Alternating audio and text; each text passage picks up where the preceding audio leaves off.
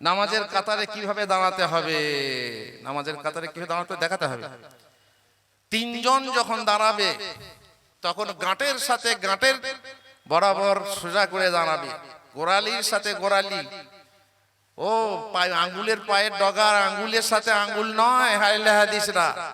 আর সেখানে 2 ইঞ্চি 4 ইঞ্চি 5 ইঞ্চি সেখানে ফাঁক রেখে কখনো কখনো পায়ে পা লাগিয়ে দিল আর হাতটা ফাঁকা, কাঁধে কাঁধ, কাঁধে কাঁধ নয়, বাহুমূলের সাথে বাহুমূল, কাঁধের সাথে কাঁধ লাগে না, বাহুমূলের সাথে বাহুমূল, দুই পাশে তিনজনের মাঝে আমি আছি, আমার দুইটা বাহুমূল যেন আমার পাশের মুসল্লির গায়ে লেগে যায়, আর আমাকে পা ততটা ফাঁক করতে হবে যতটা আমার দরকার। মোটা মানুষের বেশি দরকার, পাতলা মানুষের কম দরকার।